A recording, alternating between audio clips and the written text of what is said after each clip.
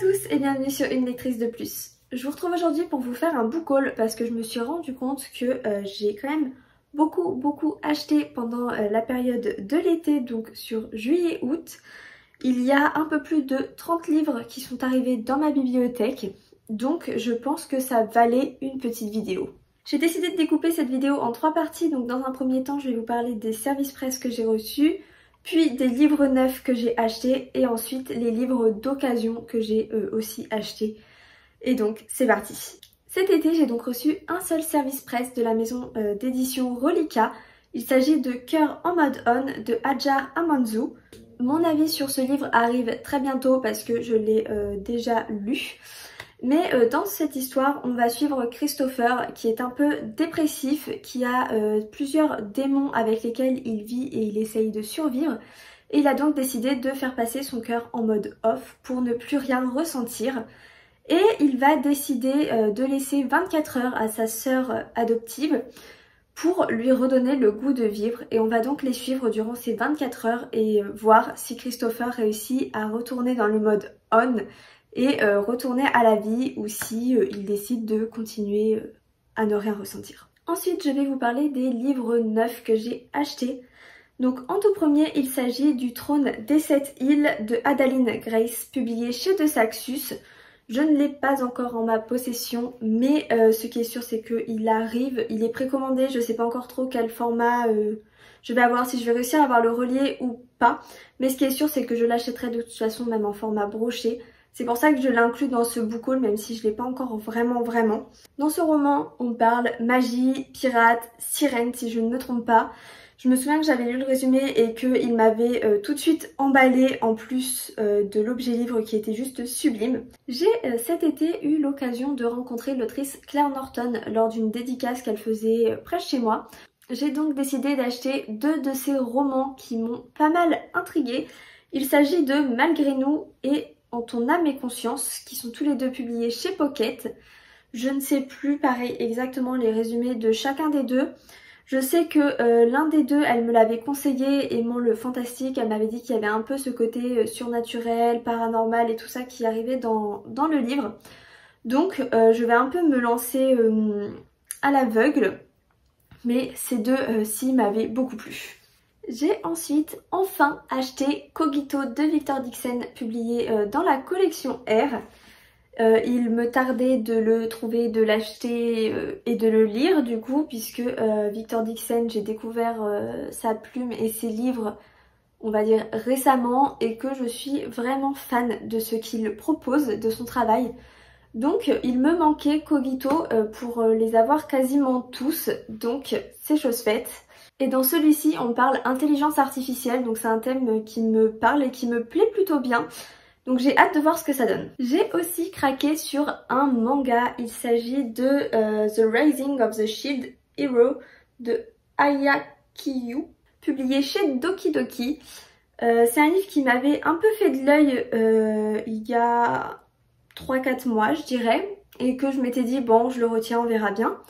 Et dans la petite librairie de ma ville, ils avaient fait un système de livres surprises avec juste des mots-clés pour nous aider à choisir une lecture.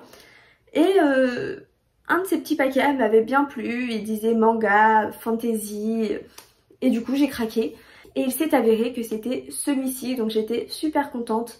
Pareil, il a déjà été lu. Je vous en parlerai plus en détail dans un point lecture manga, je pense, qui devrait pas tarder à arriver, puisque j'ai quand même lu un peu de manga cet été. Le dernier livre neuf, il s'agit de La croisière de l'enfer de Andy Rofsky et c'est publié chez 404 éditions. Mon avis sur ce livre est déjà sorti et disponible sur ma chaîne.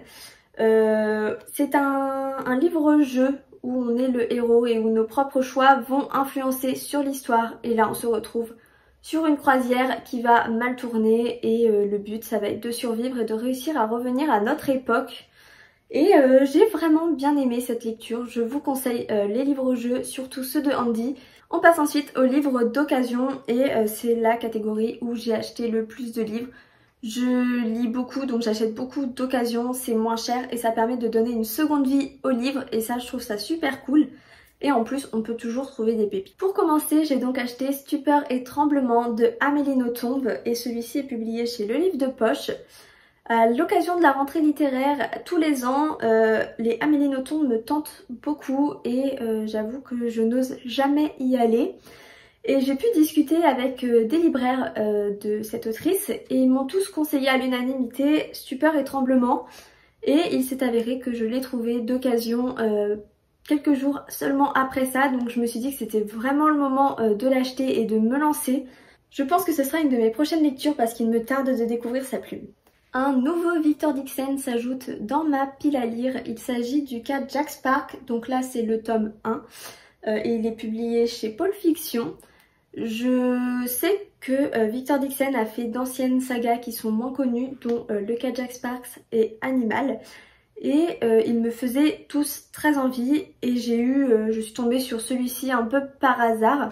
Et je me suis dit que c'était vraiment le moment et l'occasion de découvrir ses premiers romans à Victor Dixon. Et le thème me plaît plutôt pas mal. Ensuite, j'étais trop contente car j'ai réussi à trouver L'année de grâce de Kim Liggett, publié chez Casterman. Ce livre aussi me fait envie depuis sa sortie. Je me suis retenue de l'acheter au moment de sa sortie parce que j'avais déjà beaucoup de livres à acheter qui pour moi étaient au-dessus. Mais il me fait de l'œil du coup depuis la sortie et là j'ai eu l'occasion de l'avoir du coup moins cher, en très bon état. Donc j'ai foncé et du coup j'ai très envie de le découvrir maintenant. Ici on suit une jeune fille qui va se retrouver exilée dans la forêt à côté de chez eux j'imagine. Parce qu'elle vient d'avoir 16 ans et que à 16 ans les filles on les accuse d'avoir un pouvoir un peu magique qui attirerait les hommes ou quelque chose comme ça. Et donc elles sont exilées 1 an le temps qu'elles perdent cette aura ou un truc qui ressemblerait à ça. Mais il semblerait que ce soit un roman assez féministe et ça me plaisait bien. Je me suis ensuite laissée tenter par la saga Les Ferrailleurs, donc là j'ai les 2 premiers tomes, écrits par Édouard Carey, c'est aussi lui qui a fait les illustrations et c'est publié chez Grasset. J'avoue que la couverture m'a tout de suite très intriguée et m'a vraiment attirée. Et le libraire m'a dit que cette saga était un mélange entre Edgar Allan Poe et Tim Burton. Et autant vous dire qu'il ne m'en fallait pas plus pour craquer. Je sais pas trop de quoi ça parle, j'ai pas trop regardé en détail. Mais les dessins sont sublimes, ils me font aussi penser un peu à du Benjamin Lacombe dont je suis fan. Donc l'univers qui m'est promis me semble juste superbe. Les prochains livres que je vais vous présenter, je les ai achetés à un déstockage d'une médiathèque pendant mes vacances. Donc ils faisaient vraiment un gros déstockage de ce qu'ils avaient archivé en livres pour faire de la place. Et j'ai pu trouver donc 10 livres en tout. Les prix étaient vraiment juste dingues. Les 5 livres pour 6 €. Donc super bon investissement. Même le livre à l'unité était à 1,50 € si on n'en trouvait pas 5. Donc vraiment super contente et j'ai pu trouver des petites pépites. J'ai donc acheté la trilogie La Belle et le Maudit de Paige Morgan, publiée chez Bayard. Donc les couvertures sont juste trop belles. Et j'aime beaucoup ces éditions Bayard. C'est les premiers livres que j'ai lus vraiment adolescente. Vraiment des vrais livres on va dire, pas des livres très jeunesse. Et j'aime beaucoup le fait qu'il y ait juste une petite citation au dos qui intrigue énormément et qui donne juste envie de plonger dans l'histoire. Comme la trilogie était complète, j'ai pu avoir les 3 ensemble entièrement, enfin en une seule fois, j'ai pas eu à rechercher derrière les autres tomes. Je me suis dit que c'était l'occasion, les prix étaient vraiment bas et que si jamais ça me plaisait pas, tant pis, je les revendrais ou je les mettrais en boîte à livres. Je trouverais bien de toute façon quelque chose pour leur donner une 3e vie au moins. Mais je suis juste trop contente. Croyez-moi, vous n'êtes pas prêts pour les pépites suivantes que j'ai trouvées. J'ai acheté les 7 premiers tomes des Chevaliers d'Émeraude, mais en version hardback d'il y a des années. Je ne savais même pas que ça existait. Si je vous montre donc du coup sur le premier tome, on est vraiment sur une couverture rigide mais rectangulaire en fait. Le dos est carré, il n'y a pas d'arrondi comme on verrait maintenant par exemple avec les éditions de Saxus. mais ils sont beaux, ils sont en vraiment bon état pour l'âge qu'ils ont. Ce qui est juste dommage, c'est qu'ils n'avaient que les 7 premiers tomes sur les 12 je crois de la saga. Et après recherche en revenant de ce déstockage, cette édition est inconnue sur internet, impossible de la trouver ne serait-ce qu'en photo. Donc si quelqu'un sait où on pourrait se procurer cette édition, vous pouvez me le dire en commentaire. Et du coup j'ai bien peur que je ne puisse pas trouver la suite dans ce format-ci. Je pense qu'après le tome 7 ils ont arrêté et qu'ils sont repassés en version paperback basique et qu'ils n'ont jamais été faits sous ce format-ci les derniers, donc on verra bien. Mais ce qui est sûr c'est que je vais me lancer, je sais que c'est une saga qui est un monstre dans l'univers fantastique. C'est plutôt en général une bonne lecture pour ceux qui l'ont découvert. Et c'est vrai qu'on en entend beaucoup parler, je connaissais vraiment de nom sans m'y être penchée plus que ça. Mais du coup c'était l'occasion de découvrir. J'ai ensuite enfin trouvé le tome 2 de Promise, donc Insoumise de Ali Kandi, publié chez Gallimard Jeunesse. J'ai le tome 1 donc Promise depuis plusieurs années maintenant. J'ai le tome 3 qui est Conquise depuis à peu près un an. Je crois que c'est ma petite sœur qui me l'a offert à Noël dernier. Mais du coup j'avais du mal à trouver le tome 2 et j'avais pas envie forcément de l'acheter sur Vinted et de ne trouver que celui-ci. Je sais pas si vous voyez, mais par rapport aux frais de port et tout, je préfère faire des lots. Mais du coup c'était assez compliqué de le trouver et là je l'ai enfin trouvé. Je vais enfin pouvoir me lancer dans cette trilogie parce que je voulais les avoir tous avant de commencer. Donc c'est trop cool. J'ai également trouvé le tome 1 et le tome 3 de la saga Eragon où on parle dragon. Donc c'est une saga écrite par Christopher Paolini et publiée chez Bayard si je ne me trompe pas.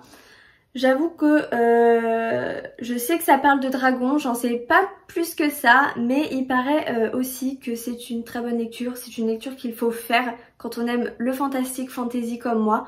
Donc je les ai trouvés à pas trop cher, c'est l'occasion de me lancer dans cette saga. Autre petite pépite que j'ai trouvée il y a quelques jours seulement, il s'agit de la trilogie Nil de Lynn Matson, publiée chez Pocket Jeunesse.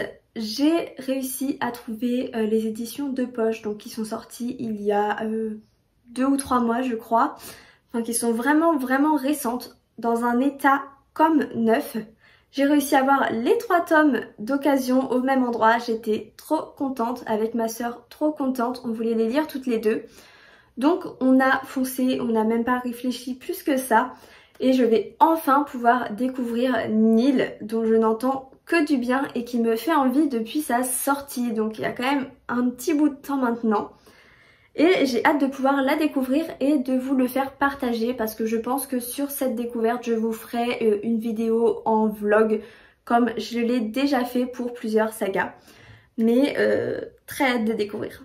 Pour finir ce book haul, j'ai également acheté quelques BD. Pour commencer, j'ai acheté la trilogie Elinor Jones, dont les dessins sont juste sublimes.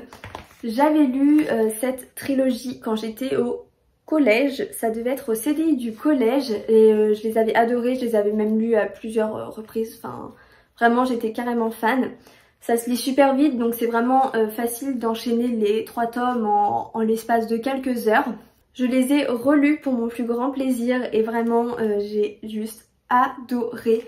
Même si l'histoire n'est pas forcément très travaillée, juste pour la beauté des dessins, vraiment ça vaut le détour. Et enfin j'ai acheté Monsieur Mardi Gras Descendre, le tome 1 qui est Bienvenue de Éric Liberge et publié chez Dupuis dans la collection Empreinte. Je vais y arriver.